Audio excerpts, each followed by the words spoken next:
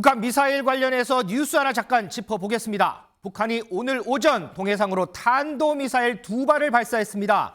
어제부터 시작된 한미연합연습에 대한 반발 성격으로 분석이 되는데요. 민지수 기자, 올 들어서 벌써 5번째예요. 맞습니다. 오늘 새벽 7시 20분쯤인데요. 북한이 2발의 탄도미사일을 발사했습니다. 이 북한판 이스칸데르 개량형으로 추정이 되고 있고 이 사정 거리 620km를 비행했다라고 합니다. 이 거리를 계산해 보면 우리나라 전역이 타격권에 들 수 있다라고 하는데요. 이 탄도미사일 도발은 지난 9일 6발을 발사한 지 닷새만 올해 들어 말씀하신 대로 벌써 5번째입니다.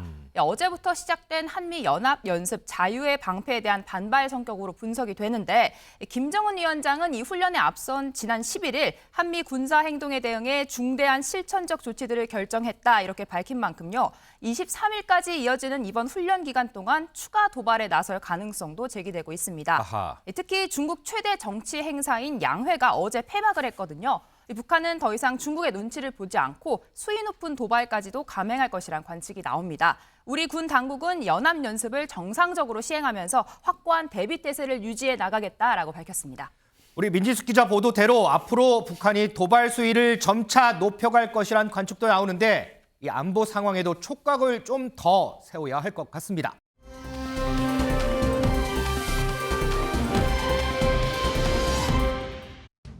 제가 알기로는 이제 14일에서 16일 사이 제안을 하셨고 지금 현재 알기로는 15일이죠. 내일이죠. 내일 10시 반에 아마 두 분이 면담을 같이 하시는 것으로 저는 그렇게 지금 알고 있습니다. 새로 당선이 되셨으니까 그쪽을 예방하는 형태로 가지 않겠습니다. 자, 이 여당의 새로운 수장이 된 김기현 대표, 제1야당 대표인 이재명 대표와 언제쯤 만날까 관심이 쏠렸었는데 회동 날짜가 잡힌 것 같습니다. 민지수 기자, 네. 조금 영상을 보니까 내일이네요? 맞습니다. 네, 김기현 대표가 이재명 대표와 만나기로 했는데요. 당선 직후에 만날 약속을 조정해달라고 했지만 이재명 대표 전 비서실장의 사망으로 이 일정이 조금 미뤄진 것으로 알려졌습니다. 김 대표는 이 대표와의 첫 상견례 자리인 만큼 여소야대 국면이지만 민주당의 민생을 위해 협력해달라 이런 취지의 당부를 할 것으로 보입니다.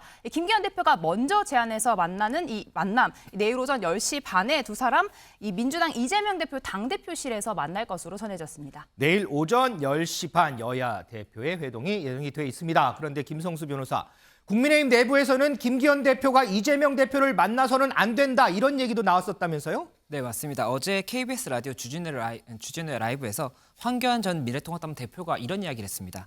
이재명 대표는 대표직을 제대로 수행할 수가 없는 상황이고 현재 구속이 될 가능성이 있기 때문에 이제 여당 대표인 김기현 대표는 이재명 대표를 만나기보다는 새로운 민주당의 이 정통성을 가진 세력들과 이렇게 좀 회동을 하는 것이 맞지 않느냐 이런 의견을 표명을 하다 보니까 네. 국민의힘 내부에서는 계속해서 이런 의견이 나오고 있다 이렇게 이야기가 나오고 있습니다.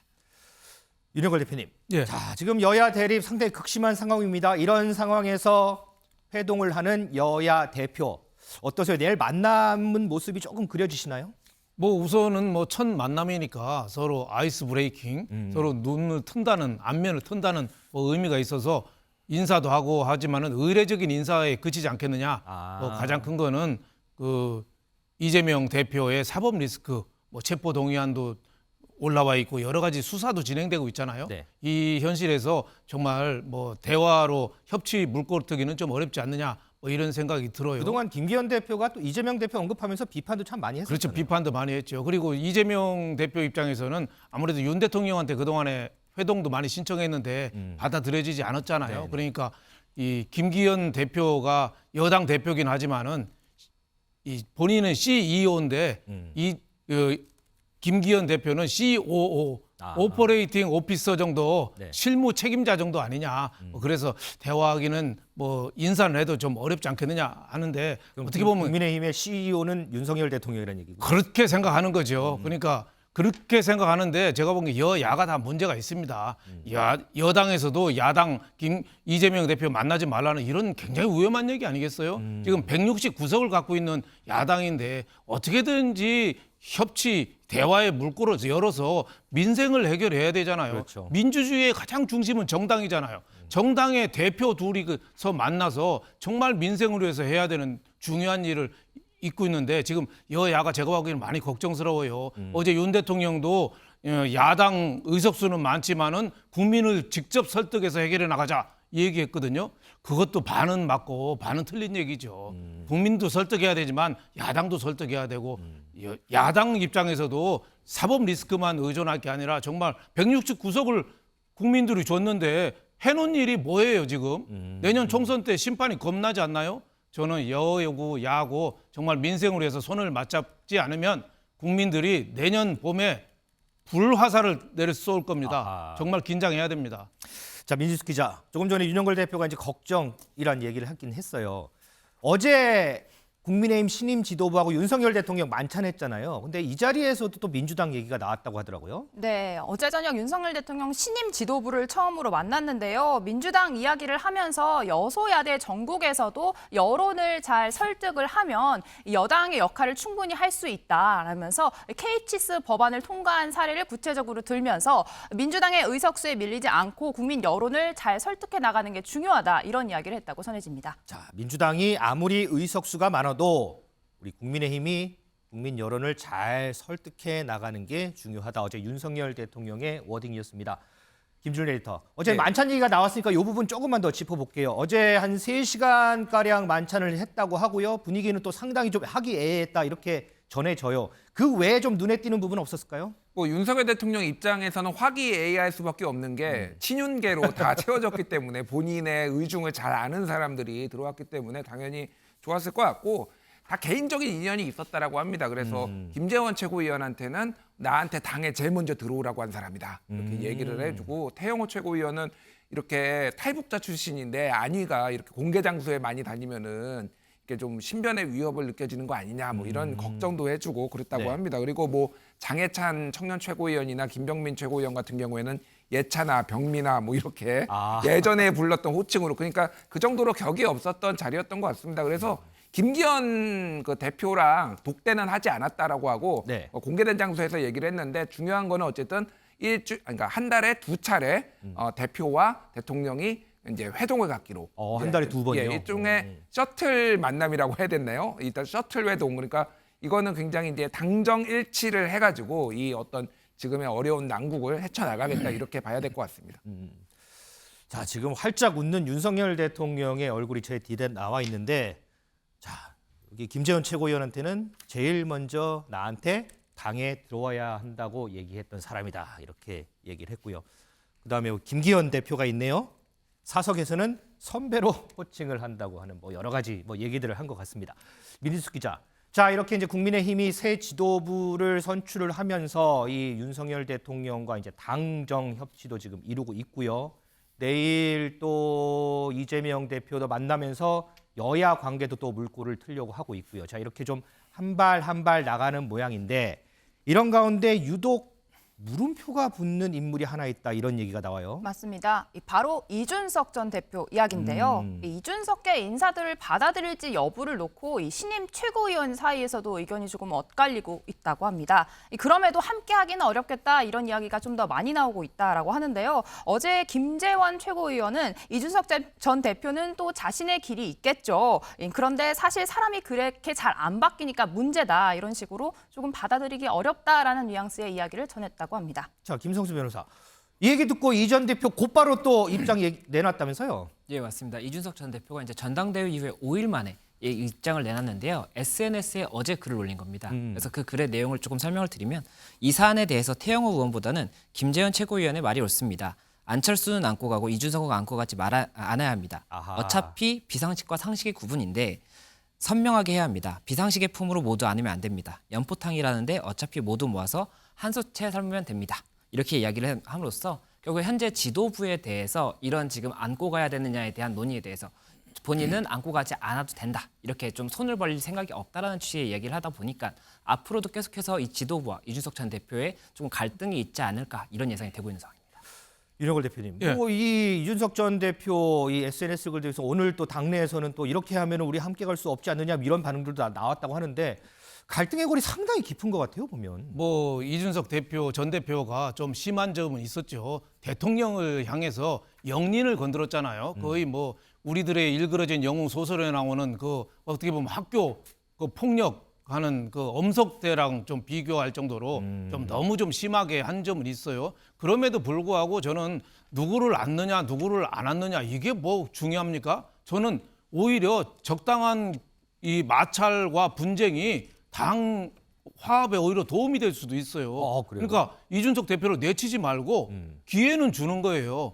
30대고 아직 젊은 정치인이고 이번에도 그 천하람 후보한테 10% 가까운 득표율이 있었잖아요. 네. 그거를 당 활력소로 잘 삼아서 할 수 있게 오히려 기회로 삼는 게 좋겠다. 예를 들면 노원 병지구가 병이 그 이준석 대표 지역구거든요. 네. 3번인가 떨어졌잖아요. 그렇죠. 거기가 안철수 후보 또 지역구기도 해요. 맞아요, 네. 예, 지금 분당이 있지만은 원래 김은혜 수석이 아마 끝나면은 분당 다시 올라 그러면은 안철수 후보는 방을 빼줘야 되는 입장인데 그런 분석이 많더라고요. 그렇죠. 네. 노원 병에 가서 당내 경선에서 한번 치열하게 한번 붙어봐라. 이렇게 좀 기회를 주는 거는 어떻겠습니까? 저는 30대 그 젊은 정치인의 그 패기는 좀 당에서 활력소로 삼았고 그런 어떻게 보면 이단화도 포용할 수 있는 능력, 그런 그릇을 가진 그런 정당으로 돼야 되지 않느냐 이렇게 싶어요. 김기현 대표도 선거 때 약속했잖아요. 연포탕, 연대 포용 탕평 이걸 직접적으로 할 수 있는 구체적인 게 저는 필요하지 말뿐으로 끝나서는 당이 정말 도움이 안 되고 과거 국민의힘이 망가진 게 친박 친이의 오래된 갈등이 가장 큰 원인이었잖아요. 그래서 저는 우리 김준일 에디터한테도 묻고 싶어요. 예, 이준석에까지 포용해야지 총선에 도움이 된다는 지적에도 불구하고 여당 일부는 상당히 많이 반감이 있잖아요. 예. 그 이유를 뭐라고 보세요? 일단 감정의 골이 너무 깊어진 것 같아요. 이를테면은 뭐 장제원 의원도 그렇고 뭐 지금 그 배현진 의원 같은 경우에는 이제 조직 부총장이 됐는데 여기가 이제 원외 다 관리하는 네. 그 조직이거든요. 그런데 예전에 막 최고위원회의 할 때 손은 이렇게 밀치고 막 이런 것도 있었잖아요. 바로 옆자리 앉아서 참 그러니까 그냥 맞습니다. 인간이 싫은 겁니다. 제가 보기에는 뭐 여러 얘기를 사람이 들어봐도 싫은 사람이 싫다. 뭐 이런 것도 있고 이준석 대표도 이렇게 보고 있어요. 예전에 당대표 경선 때 방송에 나와서 이렇게 얘기했어요. 움직이면 쏜다라고 하면은 안 움직이면 안 쏠 것 같냐. 움직여도 쏘고 안 움직여도 쏘고 암구어 윤석열이라고 얘기해도 쏘고 무슨 일 해서도 쏜다. 어차피 그러니까 불신의 지금 골이 너무 깊은 것 같습니다. 그래서 글쎄 이게 같이 갈 수 있을지 그리고 공천을 이제 합리적으로 이렇게 줄 가능성이 있는지에 대해서 이준석 쪽에서는 굉장히 회의적으로 보고 있어요. 그래서 지금까지 이런 분위기였는데 나한테 공천을 줄 수 있을까라는 이런 의문을 갖는군요. 그러니까 공천 가지고 장난질 할 것 같다. 이준석 쪽의 입장은 이준석계의 입장 그런 상황입니다. 그래서 이준석 뭐 소위 말하는 이준석계도 뭐 총선 즈음이 되면은 분화가 될 것 같아요. 한쪽은 당에 조금 이제 협력적으로 가고 한쪽은 완전히 이제 세게 붙는 쪽으로 가서 그게 어떻게 당에 영향을 미칠지는 좀 봐야 될 것 같습니다. 우리 이준석 전 대표에 대한 당내 의원들의 반응 저희가 영상 준비했는데 그거 한번 보고 오겠습니다. 글쎄요, 뭐 이준석 전 대표는 뭐 또 자기의 길이 있겠죠. 근데 사실 뭐 사람이 그렇게 잘 안 바뀌니까 문제겠죠. 그리고 분당 이야기를 하셨는데 그분들은 원래 우리 당을 쪼개고 나가서 우리 당을 비난했던 그런 당 소속이었어요. 그래서 그 경험이 있는 분들이기 때문에 뭐 또다시 분당을 할지 안 할지는 본인들의 선택이겠지만 그분들의 이미 활동은 자신들이 잘 알아요. 어떤 결과를 가져왔었는지. 저는 뭐 우리 단도입적으로 함께 갈 수 없다. 이렇게 미리 선을 그어놓고 이제부터 가는 건 아니다. 저는 이렇게 생각합니다. 저는 이준석 대표 쪽이나 안철수 거기서 총선을 이겨야 한다는 그런 절박함이 있다면 결국은 다 같이 일체 당정 또 당의 하나의 모습으로 가는 것이 옳다. 저는 이렇게 생각합니다. 자, 이 국민의힘 의원들의 얘기 듣고 왔는데 이 연포탕과 이준석 전 대표는 정말 연결이 될 수 없을까요? 이 부분 참 궁금하긴 합니다.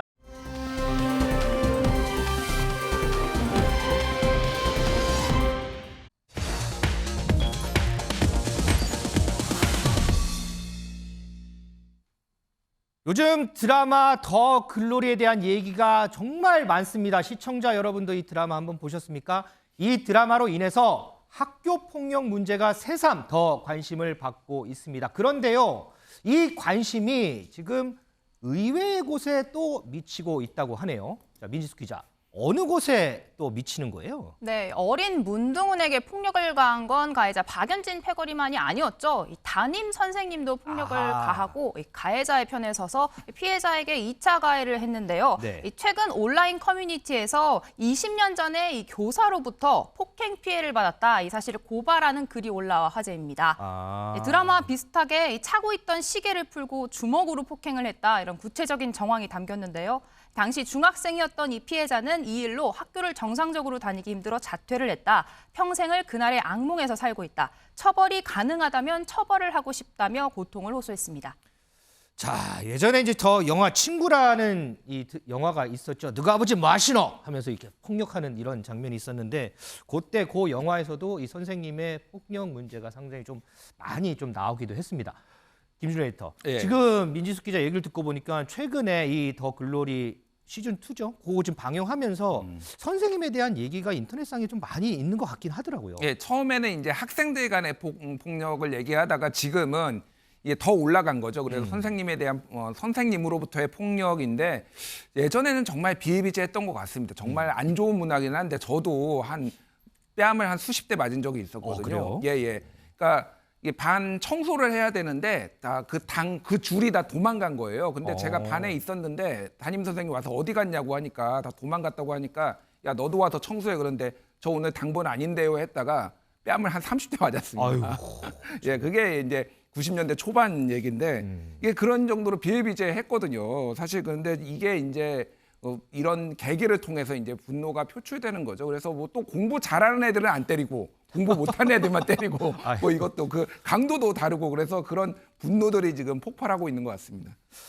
우리 김준일 에디터보다 더 먼저 학창 시절 보내셨던 우리 윤영걸 대표 학창 시절은 좀 어땠어요? 뭐 저는 중고등학교를 70년대에 다녔죠. 예, 그때만 해도 한참 한 일주일 매를 안 맞으면은 굉장히 불안했어요. 아이고. 곧 맞을 때가 다 됐구나. 그래서 불안할 정도로 어떻게 보면 매의 대중화했죠. 그래서 특히 이제 대걸레 그 봉 뽑아가지고 이렇게 때리는 거 그걸 많이 맞았죠. 영화에서 참 예, 많이 나오는 장면이죠. 많이 맞았죠. 근데 이제 지금도 생각나는 게 그때 이 매를 한 반에 60명이면 60명이 다 맞을 때가 많았거든요. 그래서 왜 우리끼리 많이 하는 말이 매도 먼저 맞는 게 낫다 이런 말 많이 하잖아요. 네네. 그 말 틀립니다.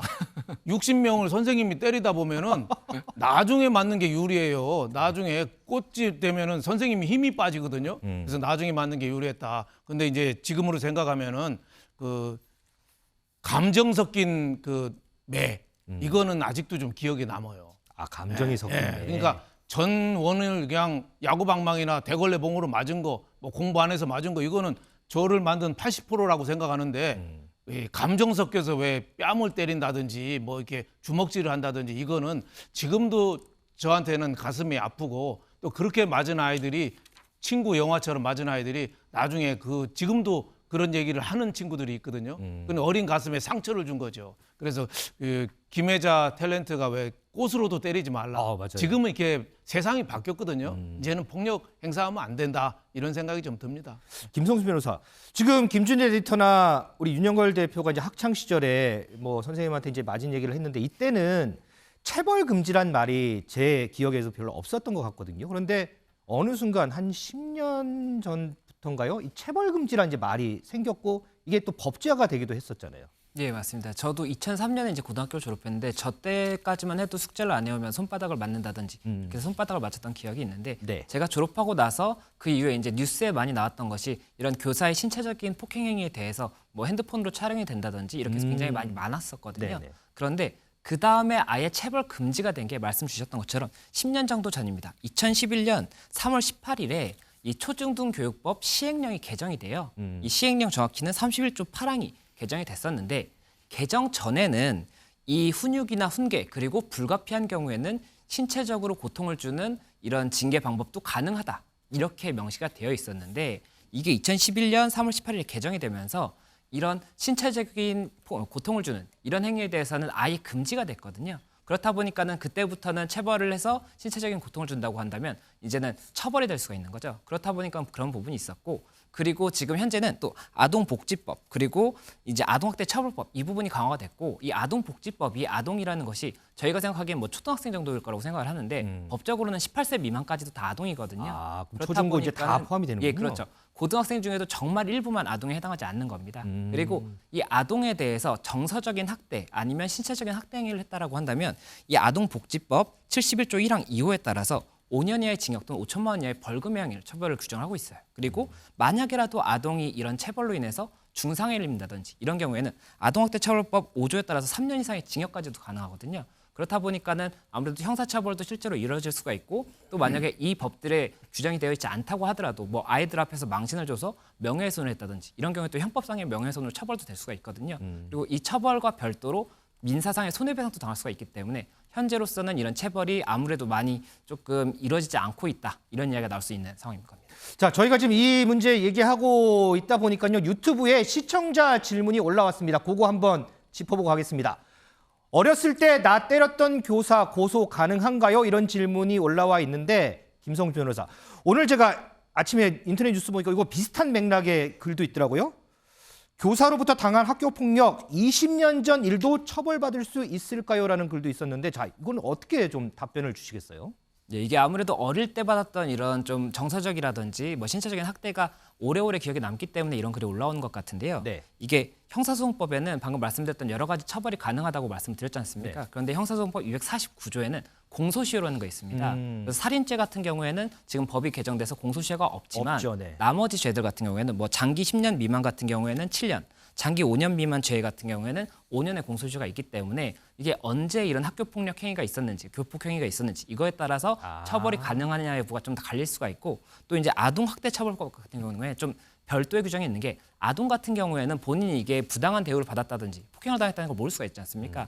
그래서 공소시효가 이게 동일하게 공소시효는 있지만 이 시작을 하는 시점을 이 피해를 입은 아동이 성인이 됐을 때를 기준으로 해요. 그러니까 성인이 된 다음에 뭐 5년이나 7년이 되었는지 이걸 역으로 보기 때문에 그것을 이제 만약에라도 기간이 아직 지나지 않았다라고 한다면 뭐 고소라든지 고발을 해서 처벌을 할 수가 있겠지만 다만 문제는 이게 결국에는 시간이 지날수록 이 사건을 입증을 해야 되는데 만약에 이 가해 교사가 부정을 하게 되면 입증의 문제가 생길 것이고 증거 같은 것도 없고요. 그렇죠. 증거의 문제가 되기 때문에 그게 문제가 될 수가 있습니다. 그래서 이런 부분 관련해서는 뭐 학생이라고 하더라도 이런 피해를 입었으면 당연한 고소권자가 될 수가 있기 때문에 바로 좀 이렇게 문제를 삼아서 억울한 일을 당하지 않도록 이렇게 좀 말씀드릴 수 있을 것 같습니다.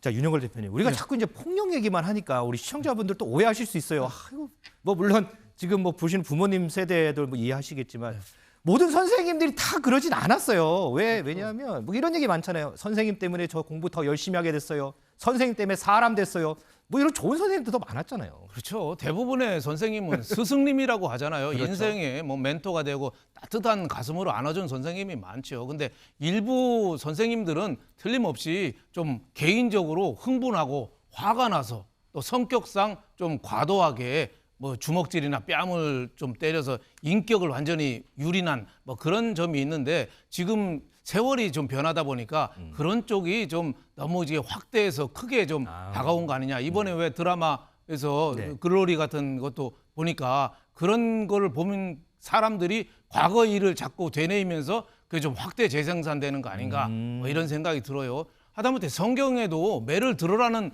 매를 안 들으면 자식 사랑하는 게 아니라는 구절도 있어요. 아, 성경에 그런 구절이 그런 있어요? 구절이 있어요. 오. 또 한쪽에서는 또 그 사랑과 훈육으로 자식을 또 키우라는 얘기도 있고 그러니까 이 정답은 없거든요. 적절한 과거에는 서양 사람들도 자녀 교육에 그 학교에서도 매를 적당히는 합니다. 그래서 우리가 과거에 대해서 너무 좀 확대하지 말고 대부분의 선생님은 가장 훌륭하게 학생들을 가르쳤다. 이런 좋은 점들을 좀 기억했으면 합니다. 그렇습니다. 예전에는 이 사랑의 매라는 말을 참 많이 들었었던 것 같은데 지금은요. 이 사랑의 매가 폭력으로 불립니다. 이 훈육 방법도 세월이 변함에 따라서 좀 방법도 많이 좀 변해야 할 것 같습니다. 자, 다음 앵커의 픽으로 넘어갑니다.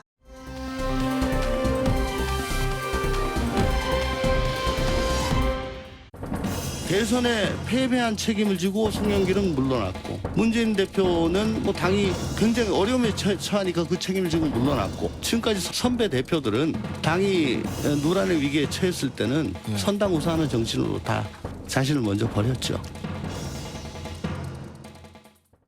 자, 이 당내 갈등 속에 결단을 요구받는 민주당 이재명 대표, 오늘이요 이 갈등을 봉합하는 단초가 될 수 있을까라고 짐작이 되는 회의가 하나 있습니다. 그래서 더욱 관심이 가고 있습니다. 민지숙 기자, 어떤 회의죠? 네, 22대 총선 이제 1년 조금 더 남았습니다. 네. 이때 앞서서 공천 제도를 최종 결정하는 민주당 공천제도 태스크포스 회의가 오늘 첫 회의를 열었다라고 합니다. 한 달 정도 활동하는 이 TF에 오늘 이재명 대표도 직접 참여했다라고 하는데요. 이재명 대표 이 당 내에서 누구나 수긍할 수 있는, 국민 모두가 인정할 수 있는 합리적인 그리고 투명한 공천 시스템을 갖춰야 한다, 이렇게 강조했다고 전해집니다. 이 공천은 당 차원에서 보면 어찌 가장 중요한 문제잖아요. 그런데 이를 결정하는 위원 11명 중에 비명계 인사가 9명이라는 점이 주목받았습니다. 먼저 단장인 이계호 의원, 지난 경선 과정에서 이낙연 전 대표를 도운 대표적인 친이낙연계 인물이고요.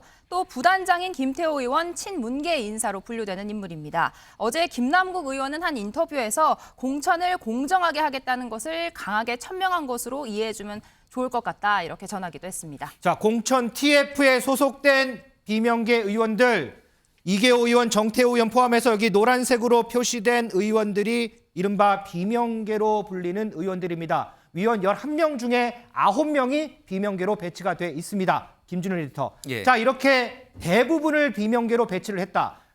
당내 갈등 봉합을 위한 그런 차원일까요? 아니면 다른 의미가 있는 걸까요? 두 가지가 다 있는 거죠. 예, 봉합 차원도 있고 또 하나는 이거는 대표직을 계속 가겠다라는 메시지로 해석이 될 수가 있습니다. 그러니까 이런 문제가 뭐 비명계에서 공천을 못 받을 것을 당신들이 두려워하는 거 아니냐. 네. 내가 공천대 어느 정도 보장해 줄 테니까 대신에 나를 대표로 인정해 달라라는 메시지나 마찬가지예요. 그러니까 이게. 그러니까 왜 그러냐면은 대표 자리만 쥐고 있으면 사실은 어떤 식으로든 당을 본인이 원하는 방향으로 이제 방향성을 좀 이끌 수가 있거든요. 그러니까 이거는, 그러니까 문제는 뭐냐면은 일부에서는 공천에 대해서, 비명계 중에서는 공천에 대해서 염려하시는 분도 있지만은 일부는 이재명 대표 체제로는 아예 총선을 치를 수 없다. 대표가 내려와야 된다라고 생각하시는 분도 있어요. 공천이 아니고 이 총선 예. 전체를 본다. 그렇죠. 예. 그러니까 이거 이재명 대표 체제는 공멸이다라고 보시는 분들한테는 이게 만족할 수가 없는 부분이죠. 아하. 그러니까 지금 게다가 이재명 방탄이라는 거대한 프레임을 해소하는 게 아니라 지금 공천 문제로 갑자기 들어가 버리면은 이게 당이 쇄신하는 모양새로 보일 것이냐에 대해서 비명계 쪽에서는 또 상당히 우려하시는 분들도 많은 걸로 알고 있습니다. 자, 김성수 변호사. 오늘 또 주목되는 일정이 하나 있어요. 잠시 후 오후 4시에 이재명 대표가 당원들과 대화의 시간을 가질 거라고 해요. 최근에 강성 지지자들 상당히 비판 많이 받는 상황이잖아요. 이런 상황에서 당원들과 대화에 나선다. 어떤 얘기가 나올까요? 예, 이재명 대표가 어제 SNS에 이런 글을 올렸습니다. 당원 여러분과 함께 진솔한 이야기 나누고자 한다. 3월 14일 오후 4시 당원존에서 기다리겠다. 이렇게 하면서 유튜브 채널 이재명 TV에서 생중계를 예정한다, 이렇게 이야기를 했습니다. 그리고 이 글과 함께 지금 화면에 나오고 있는 저 사진이 같이 이제 올라온 겁니다. 그리고 여기에 보면 당원전 라이브 주제로 결국에는 아프다 많이 아프다, 좌표 색출, 청원에 대한 입장, 4.5 재보궐선거, 이렇게 4가지가 있는데 네. 이게 이제 주제겠죠. 그래서 아프다 많이 아프다 같은 경우에는 체포동의안의 이탈표가 굉장히 많았지 않습니까? 네. 그러다 보니 그에 대한 소회를 조금 밝히지 않을까, 이렇게 예상이 되고 있고, 이제 좌표 색출 같은 경우에는 이 체포동의안 이탈표 관련해서 이제 비명계 관련 색출, 이런 것들이 굉장히 좀 인터넷에서 많은 움직임이 있었습니다. 그렇다 보니까 그에 대해서 어떠한 의견을 조금 이재명 대표가 알리지 않을까 생각이 되고 있습니다. 그리고 청원에 대한 입장 같은 경우에는 민주당 국민응답센터에서 이제 5만 명의 청원이 넘어가면 답변을 하게 돼 있는데 그에 대한 답변을 할 것으로 보이고, 아하. 재보궐 선거 같은 경우에는 이번 재보궐 선거에 대한 이제 당 대표로서의 입장을 알리지 않을까 생각이 됩니다.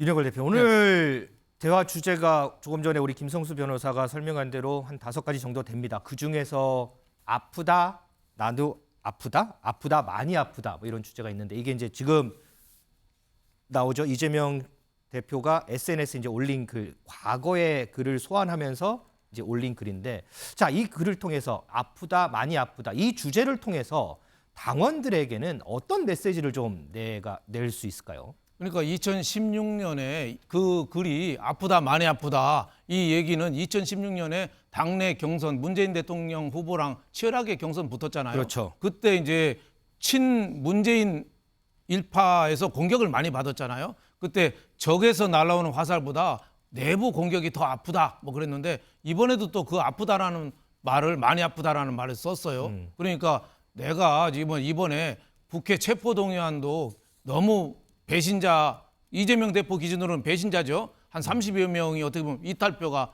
나왔잖아요. 네네. 그리고 지금 비명계가 지금 퇴진하라, 총선 치를 수 없다 이런 목소리가 자꾸 높아지잖아요. 그러니까 지지자들을 향해서 호소하는 거죠. 내가 저기 대통령 선거에 져서 어떻게 보면 정치 보복으로 사법적으로 이렇게 핍박을 받는데 어떻게 보면은 그 정부 여당 검찰의 공격보다 내부 공격이 더 아프다. 앞으로 체포동의안 또 오고 여러 가지 정치 일정이 있는데 내부 공격을 좀 하지 말고 나를 중심으로 좀 뭉쳐달라. 뭐 이런 얘기죠. 근데 우리 김준일 에디터는 이런 이 대표 메시지가 어떻게 효과가 있을 걸로 보세요? 효과가 없죠. 왜냐하면 없어요? 이 메시지의 방향성이 누구한테 가는 거냐라고 했을 때는 이거는 지지자들 보라고 하는 거예요. 그러니까 비명계한테 아프다, 많이 아프다. 내가 이재명 대표가 이러면은 많이 아팠어요. 이렇게 나올 거냐고요. 그러니까 이거는 그러니까 사실은 감성 정치입니다. 대중동원 정치고 감성 정치이기 때문에 이거 자체가 효과가 있을 수는 없고 그래서 그 어떤 수위라는 것이 사실은 굉장히 세게 이를테면 지지자들한테 이런 거 하면 안 됩니다. 다양성을 존중해야 됩니다. 이런 식으로 나오기가 굉장히 어렵다라는 거죠. 그러니까 이거는 어떻게 보면은 자제를 하는 척하지만은 사실상 지금 이재명 대표의 가장 큰 힘은 그 77%의 지지를 해준 당원들이기 때문에 네. 계속 이 당원들의 지지를 어느 정도 등에 업고 가려는 그런 걸로 좀 봐야 될 것 같습니다. 예.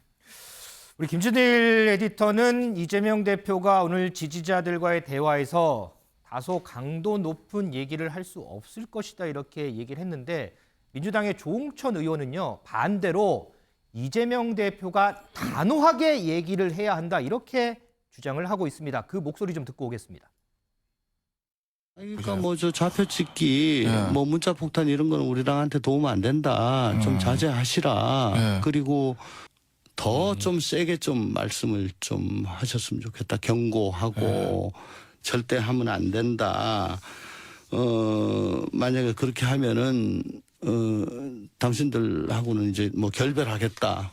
뭐 이런 정도의 뭐 좀 단호한 태도를 좀 보여주셔야 그래야 그래도 진정성 같은 것이 좀 외부에서 그걸 인정을 해주고 또 그 강성 지지층들도 좀 자제를 좀 하지 않겠나 하는 그런 생각이 듭니다. 지금 조홍천 의원 얘기 들었는데 그럼에도 불구하고 오늘 이재명 대표가 이렇게 단호하게 얘기할 수 없을 것이다 이렇게 계속 생각하시는 거예요? 왜 그러냐면요. 지금 민주당 지지자들의 관점을 이해를 하셔야 됩니다. 그러니까 윤석열 검찰 독재 정권에 맞서는 이재명 대표, 약간 민주주의 투사예요. 그래서 이재명을 지키는 것이 민주주의를 지키는 것이다. 이게 강성 지지자들의 어떤 마음가짐이거든요. 네. 그럼 여기에서 이거 내려놔라, 이러지 마라라고 하면은 민주주의를 지키지 말라는 말이야? 이런 거하고 사실상 동의어가 돼버리는 거예요. 그러다 보니까 그렇게 얘기를 하는 것 자체가 이재명 대표도 힘든 것도 하나가 있고 아까 말씀드렸듯이 지금은 이재명 대표는 사면 초과고 지금 본인한테 가장 큰 힘이 되는 건 당원들의 지지거든요. 그렇다고 봤을 때 여기에서는 저런 식으로 이게 민주주의를 위협하는 거다. 다양성을 존중해야 된다라고 그 정도 수위까지 말하기는 상당히 어렵지 않을까. 저는 그렇게 보는데 우리 정치고수 윤영교 대표님은 좀 어떻게 보시는지 이재명 대표의 발언 수위.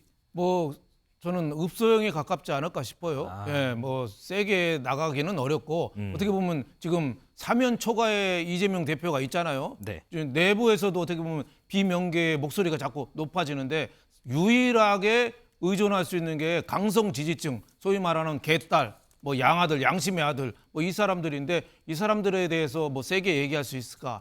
읍소하고 어떻게 보면은 여러분들 때문에 민주주의가 산다. 내가 산다. 뭐 칭찬 많이 해주고 다만 뭐 절제 있는 뭐 행동이 좀 필요한 것 같다. 뭐 이런 식으로 애둘러서 얘기하면서 두루뭉술하게 넘어갈 것 같다. 이런 생각이 듭니다. 오늘 4시부터 이 대화가 시작된다고 하는데 저희도 그 부분 좀 지켜봐야 될 것 같습니다.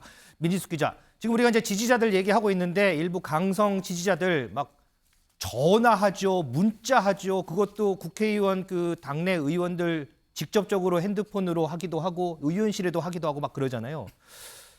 거의 폭탄이라는 얘기까지 들리는데 이런 가운데서도 한 의원실의 대처가 상당히 주목받는다 이런 얘기가 있더라고요. 맞습니다. 얼마 전에 이재명 대표의 강성 지지자로 추정되는 한 인물이 이 비명계 의원실에 전화를 걸었습니다. 이 체포동의안 표결 결과에 대해 항의하는 이야기를 계속했는데 언성이 점점 높아지자 이 전화를 받은 보좌관이 선생님도 당원으로서 애정이 있어 하신 말씀인 줄 알고 이해를 한다. 저도 25년차 당원이다. 노력을 하겠다. 이렇게 차분하게 통화를 이어갔다라는 겁니다. 이게 정말 쉽지 않은 일인 게 지금 비명계 의원실에 20-30분에 한 번꼴로 전화가 오는데 욕설을 하기도 하고 1시간씩 통화를 길게 거칠게 항의하는 정화가 많이 걸려오고 있다고 합니다.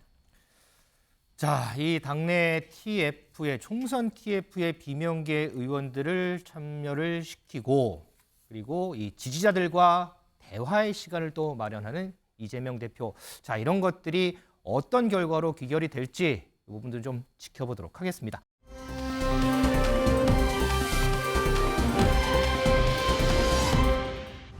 진술 번복했다고 계속 김용 변호인 측에서 얘기하는데 이제 사실을 말해가는 과정 중에서 이제 계속 이제 심경들이 계속 그동안의 이제 어떤 관성 때문에 이야기하지 못했던 것들, 그다음에 이제 달리 진술했던 것들을 이제 바로잡아가는 과정들은 분명히 존재합니다. 이제 그런 것들을 뭐 번복이라면 뭐 번복이라고 볼 수 있습니다. 그렇지만 저는 번복이라고 생각하지는 않고 이제 사실을 바로잡아가는 과정이었다고 생각합니다. 네, 오늘 김용전 민주연구원 부원장의 불법 선거자금 관련해서 3차 공판이 진행이 됐습니다. 이 부분도 저희가 좀 짚어보도록 하겠습니다. 민주수 기자, 요즘 이런 얘기 많잖아요. 그의 입에 주목된다 이렇게 언급되는 인물 바로 유동규 전 본부장인데 조금 전에 우리가 영상 봤지만 오늘 공판에도 출석을 했네요. 맞습니다. 유동규 전 본부장 공판 앞뒤로 취재진에게 폭로를 이어가고 있는 상황인데요. 조금 전 점심시간을 위해 이 재판 나오는 과정에서도 입을 열었습니다. 이 오전 재판에서 갑자기 진술을 바꾼 이유가 신빙성이 없다. 이런 점을 김용전 부원장 측이 주장을 하자 여기에 대해서 번복한 게 아니라 사실을 바로잡는 과정에서 진술이 조금 바뀌는 것뿐이다. 이렇게 정면 반박을 한 겁니다.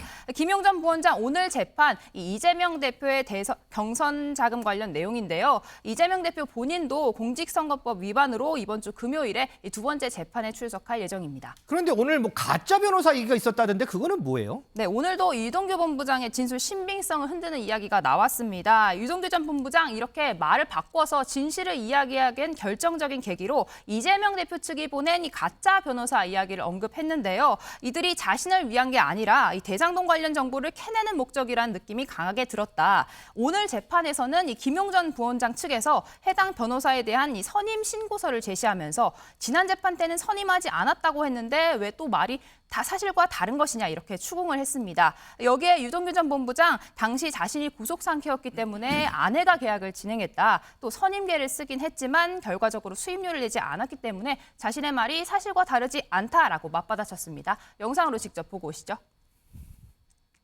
가짜 변호사 관련해서도 그것까지만 할게요. 선임을 하기로 했다고 예. 저쪽에서는 그렇게 얘기를 하잖아요. 선임하기로 약속했다. 그거는 선임에 약속된 건 아니라 선임을 하려고 했는데 그 최종적인 결론은 안 겁니다. 돈 문제가 있었거든요. 요구를 했지 않습니까? 그럼 돈이 해결이 돼야 계약가 완전히 되는 거잖아요. 근데 돈에 대한 것들이 결정이 안 났었어요. 그리고 한동안 안 왔다가 갑자기 와서 그러는 거예요. 예, 그건 인정할 수 없습니다. 예. 이영월 대표. 어쨌든 이재명 대표 측에서 보낸 변호사의 행동을 봤더니 나를 도와주러 온 사람들이 아니구나. 이거를 느꼈기 때문에 내가 법정에서 진술을 뒤집는 계기가 됐다. 이렇게 얘기를 하거든요. 자, 이재명 대표 측에서 변호사를 보냈습니다. 그런데 봤더니 나를 위해서 한 게 아니네. 그럼 내가 진술을 뒤집어야 되겠다. 나도 살아야 되겠다. 이렇게 좀 느낄 만한 그런 계기가 되는 건인가요? 뭐 이재명 대표 쪽에서 변호사를 보내서 유동규 본부장을 감시용으로 보냈다. 그것 때문에 진술을 바꿨다. 일부분은 돼도 그걸 다 설명할 수는 없지 않느냐. 네, 변호사가 나를 도와준 게 아니라 이재명 대표로 해서 나한테 감시용으로 왔다. 서운하긴 하지만 제가 보기엔 그거는 일부분이다. 가장 큰 거는 그 천화동인 1호의 소유주가 누구냐. 그걸 여태까지는 그 지난 정부 검찰에서는 그게 1호 소유주 428억이 유동규 본부장을 그 소유주라고 그랬거든요. 네. 그러니까 대장동 주범이 유동규가 되는 거예요. 근데 유동규 본부장 입장에서는 지금 그게 아니고 이재명 대표 측이 어떻게 보면 천화동인 1호 428억의 주인이다. 그러니까 주인이 그쪽이 주범이 그쪽이다 이거죠. 그래서 제가 보기에는 이 주범이 누구냐인데 내가 주범으로 몰렸는데 이게 아니다라는 거를 설명하기 위한 거가 첫째 있고 또 두 번째는 유동규 본부장이 한 거는 변호사가 뭐 감시용 변호사가 아니라 또 하나는 본인이 무시당했다. 이런 게 큰 것 같아요. 과거 왜 김용 전 민주원장이 너 어디 가서 쓰레기라도 먹고 숨어 있어라. 태백산 가서 침낭 갖고 열흘만 숨어 있어라. 네. 그리고 이건 다 진행된 거니까 너는 잠깐만 비껴 있으면 돼. 이런 식으로 어떻게 보면 회유하면서 유동규 본부장을 좀 무시한 이런 뉘앙스가 지금 검찰이나 재판장에서 좀 말이 많이 나오거든요. 그래서 본인이 무시당했다. 뭐 이런 차원도 지금 진술을 번복한 더 큰 이유라고 봅니다. 우리 김준일 에디터께서는 굉장히 날카롭게 보시던데 네. 어떻게 보셨어요, 그거를? 일단 네. 사람의 이 재판을 앞두고 이제 사람의 움직이는 이유는 사실 복수심도 있겠지만 복수심보다는 돈과 형량이라고 봐야 됩니다. 돈을 얼마나 지킬 수 있느냐 그리고 형량을 낮출 수 있느냐로 봐야 될 것 같은데 일단 돈은 이미 지킬 게 없어요. 그러니까 이미 다 미리 이제 받아야 될 돈들이 지금 이제 실현이 안 됐기 때문에 돈은 날라갔고 형량 같은 경우에는 지금 정치자금법으로 이제 위반인데 5년 이하의 징역 1,000만 원 이하의 벌금형이 예상되는데 지금 아직 검찰이 구형을 안 한 상태입니다. 그래서 검찰하고 딜을 한 거 아니냐 소위 말해서 이런 얘기들이 끊임없이 나오는 게 여기에서 이재명 대표에 대해 불리한 얘기를 하고 검찰이 구형을 낮게 하는 이런 것들이 의혹이 있다라고 이제 민주당 쪽에서는 계속 얘기가 나오고 그 있습니다. 부분이 지난번 재판에서 재판부가 계속해서 캐 물었다는 거 아닌가요? 그렇죠. 그러니까 왜 그랬냐면은 유동주가 이렇게 바뀐 것에 대해서 이를테면 김문기를 모르는 거를 보고 내가 이거 좀 배신감을 느꼈다라고 했는데 그것만으로는 재판부가 납득이 안 된 거예요. 그래서 검찰하고 딜한 거 아니냐, 검찰이 회유 있었던 거 아니냐, 재판부가 계속 물었던 게 그거거든요. 어쨌든 정말로 더 글로리처럼 복수심만으로 모든 것들이 움직이는 거는 이제 약간 드라마 같은 거고 뭔가 개인적인 이유가 있었다라고 보는 게 좀 더 합리적이라고 저는 개인적으로 봅니다. 예. 자, 그러면 김성수 변호사 이렇게 지난번 이제 재판에서 조금 전에 김준일 에디터가 잠깐 언급을 했지만 재판부가 유동규 전 본부장에게 계속해서 질문을 했다고 해요. 회유나 검찰의 회유나 협박이 없었냐 이걸로 뭐 딜을 했을 가능성을 뭐 염두에 두고 물어본 것 같기도 하고 그렇다면 유동규 전 본부장이 재판에서 하는 이 진술이 지금은 진술밖에 없는 걸로 보이는데 진술이 증거로 채택이 될 수 있느냐 재판부도 이걸 증거로 채택을 하기 위해서 계속 물어보는 건가요? 아니면은 다른 이유가 있는 건가요? 왜 그런 건가요? 네, 일단은 증인신문이 이뤄졌기 때문에 이 증인신문 조서 자체는 아마 증거로 당연히 채택이 될 겁니다. 다만 이 증거 자체의 신빙성이 어떻게 되느냐 이 부분이 이제 문제가 되겠죠. 신빙성. 예, 결국엔 이 증인의 진술이 믿을 수 있느냐 없느냐 그것이 문제인 거고 이게 결국에 의도나 이런 것들을 물어봤다는 이야기가 어떤 부분이냐면 저도 뭐 민형사상 이제 증인신문을 많이 해봤지만 객관적 제3자인 증인은 거의 없습니다. 한쪽에 분명히 유리할 수밖에 없는 사람이거든요. 그렇다 보니까는 재판부에서도 이런 증인신문을 많이 하다 보면 이 사람이 어느 쪽 사람인지에 따라서 이 사람의 말을 어디까지 신빙할지를 보게 되는 것이고 이게 증인신문으로 객관적인 사실이 밝혀지는 경우는 이게 상대방 쪽 증인인데 우리한테 유리한 얘기를 한 경우가 있어요. 그거는 객관적인 사실 가능성이 높거든요. 그렇기 네. 때문에 어느 쪽 증인이냐를 봐야 되는 부분이 있는 것이고 유동규 전 본부장 같은 경우에는 지금 진술의 전체적인 방향이 많이 바뀌었다라고 볼 수 있는 부분이 있지 않습니까? 그렇다 보니까는 재판부에서는 지금 이 유동규 전 본부장의 이 진술의 이런 좀 의도가 무엇인지 이런 부분을 볼 수밖에 없고 특히나 이번 사건 같은 경우에는 돈을 전달받은 것이 이제 1차적으로 유동규 전 본부장이라는 얘기가 나오고 있거든요. 그렇다면 만약에 유동규 전 본부장이 돈을 받고 나서 이것을 이제 전달하지 않았다라고 한다면 그 부분은 뭐 사기라든지 횡령이 될 수도 있는 겁니다. 그렇기 때문에 굉장히 좀 밀접한 관계에 있는 사람이기 때문에 이 부분에 대해서 이렇게 진술하는 의도가 무엇이냐, 신빙할 수 있는 것이냐 이에 대해서 아무래도 많은 의문을 제기할 수밖에 없었던 그런 사건 같습니다. 지금 김성수 변호사가 언급한 부분 유동규 전 본부장 발언에 대한 신빙성 자, 이 부분이 이번 재판의 향방을 가를 하나의 키가 될 거다 이런 얘기가 많은데 자, 향후 재판부의 판단 한번 저희가 주목해 보도록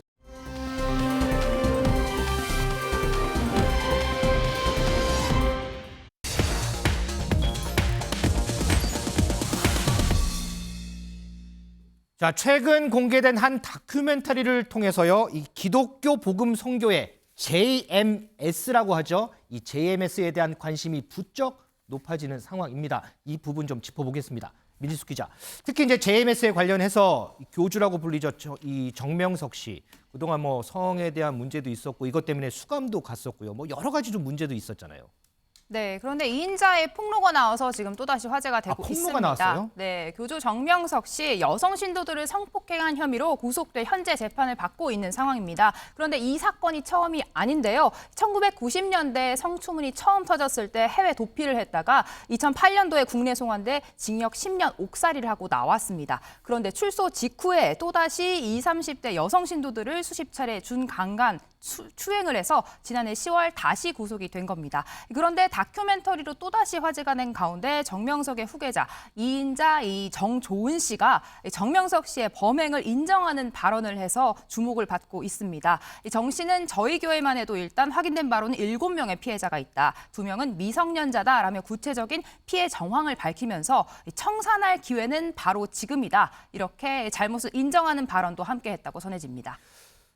김효선 선생님, 지금 보면 JMS의 이인자 정조은 씨라고 하는데 일명 제이 언니라고 불린다고 해요. 이 사람은 누구예요? 예, 일단 이름은 지금 말씀하신 것처럼 정조은 씨라고 하고 JMS의 유력 후계자로 이제 그 다음 사람이다라고 이야기가 나올 만큼 이인자로 많이 거론이 됐던 그런 사람이라고 합니다. 그래서 현재 고등학교 시절에 JMS에 포교가 됐었고 그 다음에 해외 도피 시절, 그러니까 해외 지금 도피했던 이야기를 기자님께서 해주셨지 않습니까? 그 해외 도피 시절에 밀착해서 이런 좀 수행을 함으로써 많은 이렇게 신뢰를 얻고 그렇다 보니까는 정명석이 다른 뭐 이런 좀 제보자한테는 이런 이야기까지 했다고 하더라고요. 내가 정조은이 아니면 아무것도 아니다 이렇게 이야기할 만큼 최측근이라고 알려졌던 그런 인물이고 그런 인물이 이렇게 조금 여러 가지 폭로 같은 이런 발언을 하기 때문에 더욱 좀 관심을 받고 있다 이렇게 말씀드릴 수 있을 것 같습니다.